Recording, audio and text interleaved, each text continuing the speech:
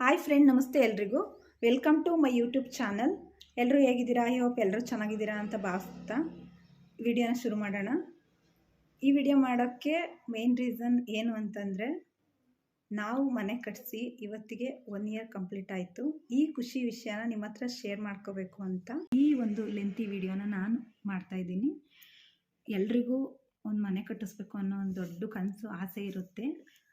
ಆ ಆಸೆ ಅದರಲ್ಲೂ ನಮ್ಮಂಥ ಮಿಡ್ಲ್ ಕ್ಲಾಸ್ ಫ್ಯಾಮಿಲಿಯವರಿಗೆ ದೊಡ್ಡ ಒಂದು ಕನಸು ಅಂತಲೇ ಹೇಳ್ಬೋದು. ಆ ಒಂದು ಕನಸು ನನಸಾಗಿ ಇವತ್ತಿಗೆ 1 ವರ್ಷ ಆಯಿತು. ಇದು ನನಗೆ ತುಂಬಾ ಖುಷಿ ಕೊಡುತ್ತೆ. ಕೆಲವೊಬ್ರು ಹೇಳ್ತಾರೆ, ಏನು ಮನೆ ಕಟ್ಟಿರೋ ವಿಡಿಯೋನಲ್ಲಿ ಶೇರ್ ಮಾಡ್ತಾರೆ ಅಂತ.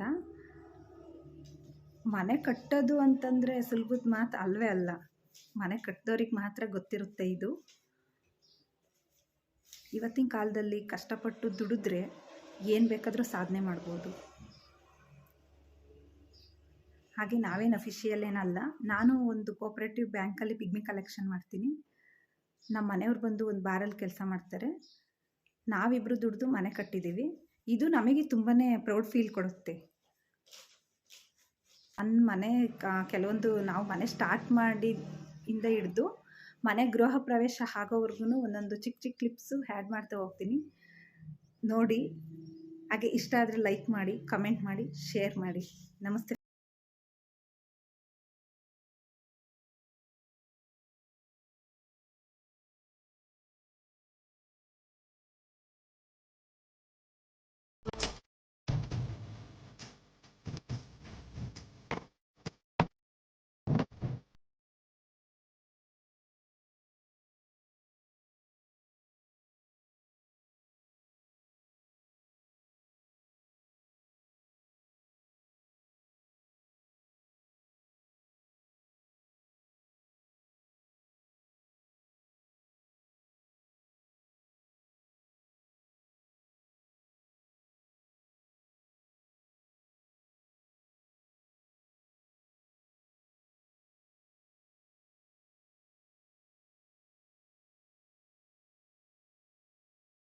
ಬೆಳಗ್ಗೆ ಬೇಗ ಎದ್ದು ಮನೆಯೆಲ್ಲ ಒರೆಸ್ಕೊಂಡು ಪೂಜೆನೂ ಮಾಡಿದೆ.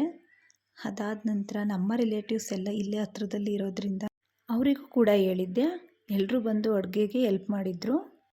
ಅಡುಗೆನೂ ಕೂಡ ತುಂಬ ಸಿಂಪಲ್ಲಾಗಿ ಮಾಡಿದ್ದೆ. ನಾನೇನು ಇವತ್ತು ಅಡುಗೆ ಏನು ಮಾಡಿದ್ದೆ ಅಂತಂದರೆ, ಅನ್ನ, ಸಾಂಬಾರು, ಪಾಯಸ, ಕೋಸಂಬರಿ, ಹಪ್ಪಳ, ಇಷ್ಟು ಅಡುಗೆ ನಾನು ಮಾಡಿದ್ದೆ. ನಾನಿವತ್ತು ನಾನ್ ವೆಜ್ ಅಡುಗೆನೇ ಮಾಡಬೇಕು ಅಂತ ಅಂದ್ಕೊಂಡಿದ್ದೆ. ಬಟ್ ನಮ್ಮಮ್ಮ ನಾನ್ ವೆಜ್ ಮಾಡಬೇಡ, ಇವತ್ತು ಸ್ವೀಟ್ ಅಡುಗೆ ಮಾಡಿ ಪೂಜೆ ಮಾಡು ಅಂತ ಹೇಳಿದ್ರು. ಸೊ ಹಾಗಾಗಿ ನಾನು ಸ್ವೀಟ್ ಅಡುಗೆನೇ ಇವತ್ತು ಮಾಡಿದೆ. ಅನ್ನ ದೇವೋ ಭವ, ಸುಖಿನೋ ಭವಂತು. ಊಟ ಯಾವುದಾದ್ರೇನು ಹೊಟ್ಟೆ ತುಂಬಿದರೆ ಸಾಕು. ಈ ವಿಡಿಯೋನ ಇಲ್ಲಿಗೆ ಎಂಡ್ ಮಾಡ್ತಾಯಿದ್ದೀನಿ. ಬಾಯ್.